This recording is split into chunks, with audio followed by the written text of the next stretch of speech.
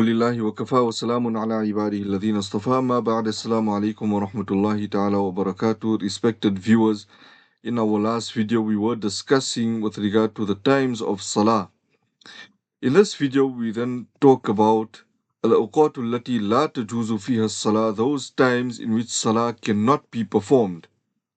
The scholars explain that لا تجوز الصلاة في الأوقات الآتية سواء كانت فرضا أو كانت واجبة, that we are now going to discuss those times in which Salah cannot be performed, and it does not matter whether it is a fard Salah or a wajib Salah, a compulsory Salah, an obligatory Salah, or even a sunnah Salah or an optional Salah for that matter. And they go on to say that وَكَذَا لَا يَجُوزُ قَضَاءُ الصَّلَوَاتِ الْفَائِتَةِ فِي تِلْكَ الْأَوْقَاتِ. Even to make qada salah, that is when a person had missed a salah and they're now making up for that salah, we call it a qada salah. Even qada salahs cannot be performed in these particular times. What are these times? Number one, وَقْتُ طُلُوعِ الشَّمْسِ إِلَىٰ أَن تَرْتَفِعَ, the time when the sun is rising.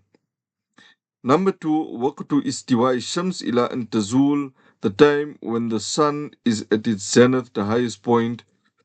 Number three, وقت إصفرار الشمس إلى أن تغرب ويستثنى من ذلك عصر ذلك اليوم فإنه يجوز عند إصفرار الشمس, the time when the sun becomes pale up until sunset.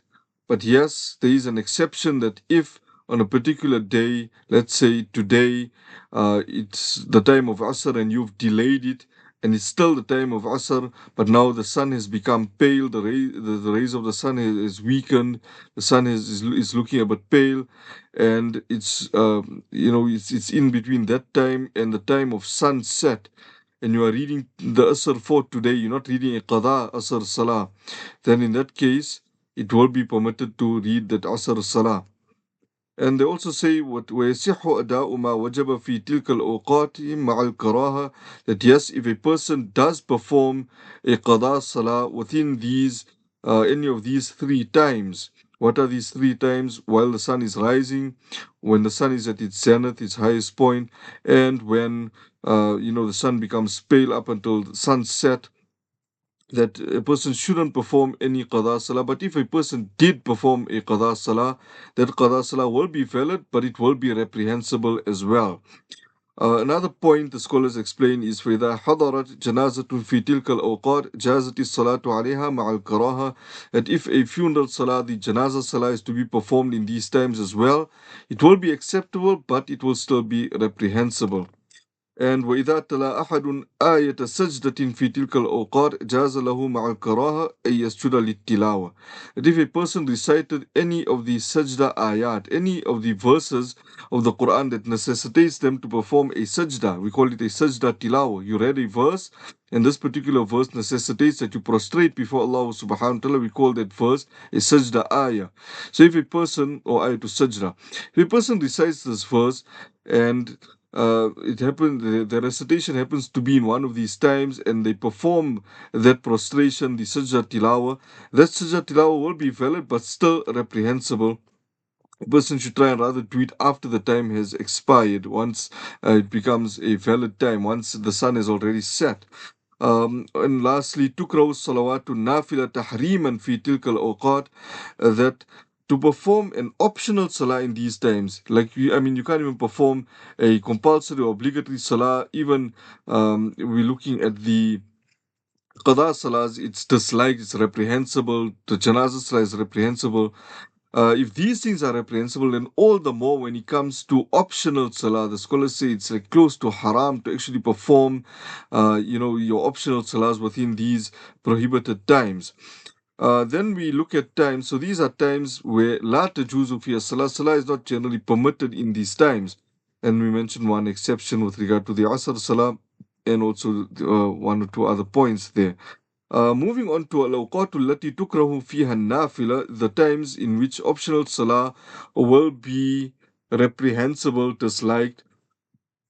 It is with regard to the following times. Number one, scholars say بعد طلوع الفجر أكثر من سنة الفجر وهي ركعتان, that after the break of dawn, after having performed the two sunnahs of the Fajr Salah, So in between the two sunnah of Fajr Salah and the two fard of Fajr Salah, a person performs Nafil Salah. In between there, that's not the time to perform Nafil Salah. If a person does so, it will be disliked. Another time where an optional Salah will be disliked would be بعد صلاة الفجر إلى أن ترتفع الشمس. After having completed the compulsory 2 rakats of Fajr Salah up until the rising of the sun. In between that time, it is makruh to perform any optional salah. It's disliked, it's reprehensible. Number 3, بعد صلاة العصر إلى أن تغرب الشمس. After the person performs the fard of Asr Salah, from that time up to the time of sunset, it is disliked to perform any optional salah in that period of time. Number 4, عندما يخرج الخطيب يوم الجمعة لخطبة صلاة الجمعة حتى يفرغ من الفرض. That on the day of Jum'ah, on the day of Friday, a person enters the masjid. Once the khutbah starts, the Arabic khutbah starts, a person is not allowed to perform any optional salah, the tahiyatul masjid and so forth. A person has to wait till after the Imam completes the khutbah as well as the Jumu'ah Salah thereafter. After that, the person can engage in Nafil Salah. But from the time the Imam on a Jumu'ah commences with the khutbah, right up until a person or right up until the Imam completes the Jumu'ah Salah, a person cannot perform Nafil Salah in that period. It will be reprehensible. Number 5, عند الإقامة وتستثنى منه سنة الفجر فإنها تصلى بدون كراهة عند الإقامة وبعدها في ناحية المسجد إذا تيقن أنه يدرك الإمام في ركعته الثانية. That if the Iqamah for a fard salah is being called out, then a person cannot be performing any other salah. When we talk about nafil salah, we even mean the sunnah salahs cannot be performed in that particular time. Yes, if it is the fajr salah, there is an exception because it is been heavily emphasized, its importance have been heavily emphasized by Rasulullah sallallahu alaihi wasallam, that those two sunnah salah of fajr before the fard is more valuable than the entire world and whatever it contains.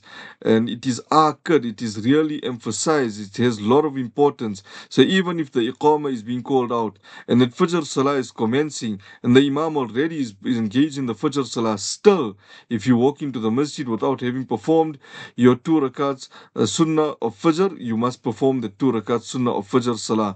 The exception for you not to perform it would be where you feel okay, you're going to miss the salah, or you're only going to get the imam in the second rak'ah close towards the ending of the salah. Now obviously you don't want to play around with that, because now if you engage in the sunnah salah, you're going to miss the congregation. But as long as you have hope of getting that salah with the imam, even if you have to make up the 1 or 2 rak'ahs afterwards, then it will be fine for you to perform that sunnahs of fajr salah. So we leave it at that, and inshallah in the next session we'll continue discussing just a few more exceptions, or rather the few more occasions when it is disliked and reprehensible to perform optional salah.